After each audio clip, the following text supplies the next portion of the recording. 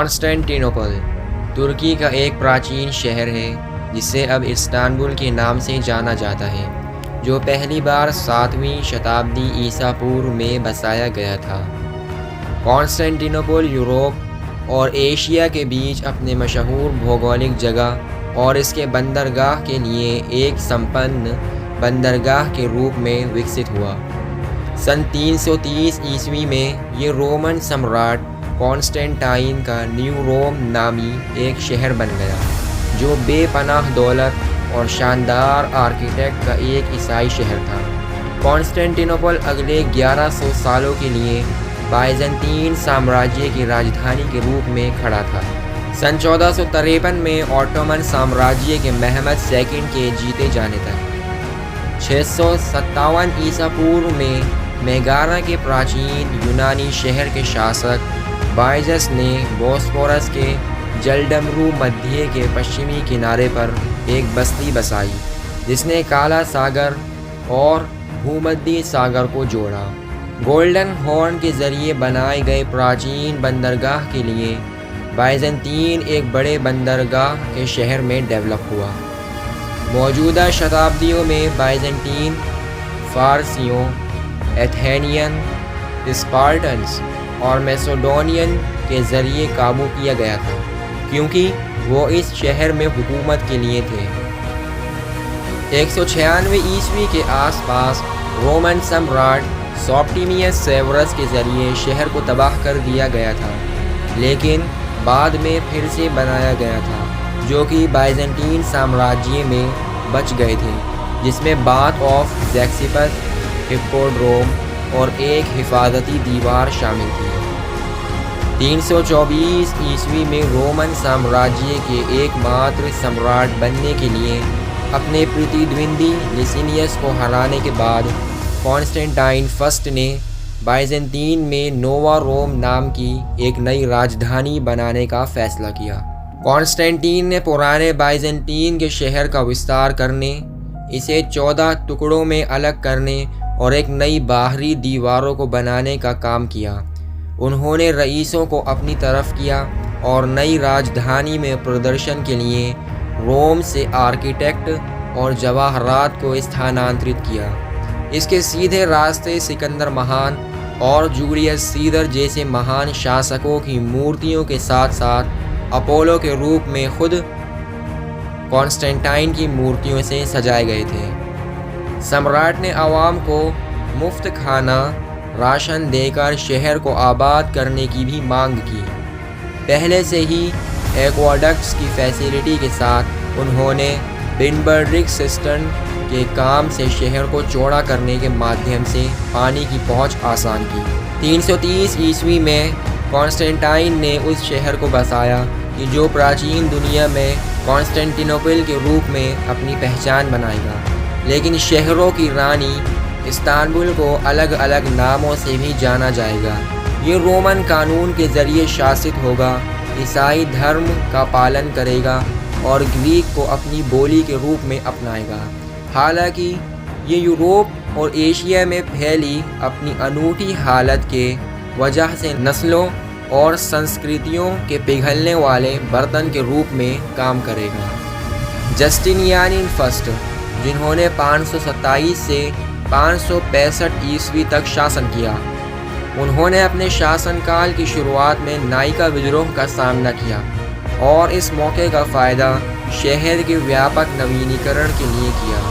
उन्होंने कामयाब सैन्य अभियानों की शुरुआत की, जिससे बाइजेंटीन को 5वीं शताब्दी में पश्चिमी रोमन साम्राज्य के साथ खोए हुए शहरों को वापस हासिल करने में मदद मिली। भूमध्य सागर को घेरने के लिए अपनी सरहद को बढ़ाया। उसके अलावा जस्टिनियानिन कोड के साथ कानून की एक समान फैसिलिटी बनाई कि जो आने वाली सभ्यताओं के लिए एक खाके के तौर पर काम करेगी। साम्राज्य में मूर्ति भंजन के प्रसार को बढ़ावा देने के साथ साथ लियो थर्ड, जिन्होंने 717 से 741 ईस्वी तक शासन किया, उन्होंने शहर की एक अरब घेराबंदी का मुकाबला किया और हाल के सालों के बाद तख्त को स्थिर किया।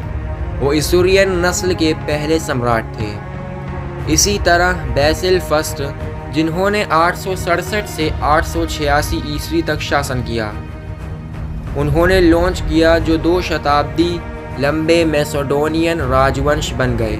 अपनी निरक्षरता के बावजूद उन्होंने जस्टिनियान का अनुसरण करते हुए मरम्मत का काम किया और कानूनों को और अधिक संहिताबद्ध करने की कोशिश की और सफलतापूर्वक साम्राज्य की सीमाओं को दक्षिण की ओर धकेल दिया। सन 413 में थियोडियस सेकंड के तहत पूरी की गई सुरक्षात्मक दीवार की वजह से बड़े हिस्से में कॉन्स्टेंटिनोपल 1100 से ज़्यादा सालों तक बाइजेंटीन राजधानी के रूप में बना रहा। कॉन्स्टेंटाइन की दीवार से लगभग 1 मील तक शहर की परिधि का विस्तार करते हुए नया 1/2 मील तक फैला हुआ था, मारमारा सागर से गोल्डन हॉर्न तक। 5वीं शताब्दी के मध्य से भूकंपों की एक श्रृंखला के बाद दीवारों का एक डबल सेट जोड़ा गया था। आंतरिक परत लगभग 40 फीट ऊंची थी और टावरों से जड़ी हुई थी जो 20 फीट तक पहुंच गई थी। हिप्पोड्रोम मूल रूप से 3वीं शताब्दी में सेवर्स के जरिए बनाए गए और कॉन्स्टेंटाइन के जरिए फैलाए गए रथ दौड़ और अलग अलग आम दावतों जैसे कि परेड और सम्राट के बंदी दुश्मनों के प्रदर्शन के लिए एक क्षेत्र के रूप में काम करता था। 400 फीट से अधिक लंबे, इसमें 1 लाख लोगों के बैठने का अनुमान है। हाजिया सोफिया ने वास्तुशिल्प डिज़ाइन की जीत को चिन्हित किया। जस्टिनियान फर्स्ट के जरिए पूर्व शाही चर्चों की साइट पर निर्मित ये 10,000 मजदूरों के कार्यबल द्वारा 6 साल से भी कम वक्त में पूरा किया गया था। 4 पिलर्स ने 100 फीट से अधिक के व्यास के साथ एक विशाल गुंबद का समर्थन किया, जबकि इसके पॉलिश किए गए संगमरमर और चमकदार मोज़ाइक ने हाजिया सोफिया को हमेशा चमकते रहने का इशारा दिया। कॉन्स्टेंटाइन के इंपीरियल पैलेस के बारे में कम जानकारी है, जो शहर के बीचों बीच प्रमुखता से मौजूद है, लेकिन इसमें मोज़ाइक का एक विस्तृत प्रदर्शन, साथ ही एक भव्य प्रवेश द्वार है जिसे चालके गेट के रूप में जाना जाता है।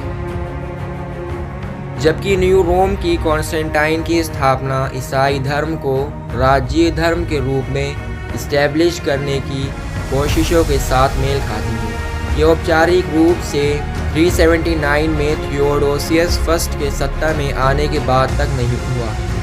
उन्होंने 381 में कॉन्स्टेंटिनोपल की पहली मीटिंग बुलाई, जिसने नाइकिया की परिषद का समर्थन किया। सन 325 और शहर के कुलपति को सिर्फ रोम के लिए सत्ता में दूसरे स्थान पर घोषित किया। कॉन्स्टेंटिनोपल 730 में लियो थर्ड के जरिए धार्मिक प्रतीकों की पूजा को गैरकानूनी घोषित करने के बाद मूर्ति भंजक विवाद का केंद्र बन गया। हालांकि 727 की 7वीं विश्वव्यापी मीटिंग ने उसे फैसले को उलट दिया। मूर्ति भंजन 30 साल से भी कम वक्त बाद कानून के एक नियम के रूप में फिर से शुरू हुआ और सन 843 तक चला। सन 1054 के महान विवाद के साथ जब ईसाई चर्च रोमन और पूर्वी डिवीजनों में टुकड़े हो गए, कॉन्स्टेंटिनोपल पूर्वी चर्च की सीट बन गया। 15वीं शताब्दी में मुस्लिम तुर्क साम्राज्य के शहर पर काबू करने के बाद भी बाकी रहा। अपनी बेशुमार दौलत के लिए मशहूर कॉन्स्टेंटिनोपल ने अपने 1000 से भी अधिक सालों में बाइजेंटीन राजधानी के रूप में कम से कम 1 दर्जन घेराबंदी का सामना किया। इनमें 7वीं और 8वीं शताब्दी में अरब सेनाओं के साथ साथ 9वीं और 10वीं शताब्दी में बल्गेरियाई और रूस की कोशिशें शामिल थीं। 13वीं शताब्दी की शुरुआत में यरूशलेम जाने से पहले क्रूसेड्स की सेनाओं को सत्ता संघर्ष के लिए कॉन्स्टेंटिनोपल की ओर मोड़ दिया गया था। जब उनका वादा किया गया भुगतान नाकाम हो गया तो उन्होंने सन 1204 में शहर को बर्खास्त कर दिया। और एक लैटिन राज्य की स्थापना की। हालांकि बाइजेंटीन ने सन 1261 में कॉन्स्टेंटिनोपल पर दोबारा काबू हासिल कर लिया, लेकिन शहर अब साम्राज्य का एकमात्र मशहूर सेंटर बना रहा। सन 1441 में तुर्क तख्त पर चढ़ने के तुरंत बाद महमद II ने कॉन्स्टेंटिनोपल पर एक बड़े हमले की योजना तैयार करना शुरू की। अपने सशस्त्र बलों के भारी आकार के साथ और बारूद के इस्तेमाल से हासिल अतिरिक्त लाभ के साथ वो कामयाब हुए, जहां उनसे पहले के लोग नाकाम रहे। दोस्तों, अगर आपको हमारी ये वीडियो पसंद आई हो तो वीडियो को लाइक करें, शेयर करें और हमारे चैनल फैक्ट नॉलेज वर्ल्ड को सब्सक्राइब करें ताकि हमारी न्यू वीडियोज़ का नोटिफिकेशन आपको टाइम पर मिल सके। मिलते हैं एक और न्यू वीडियो में, तब तक के लिए बाय।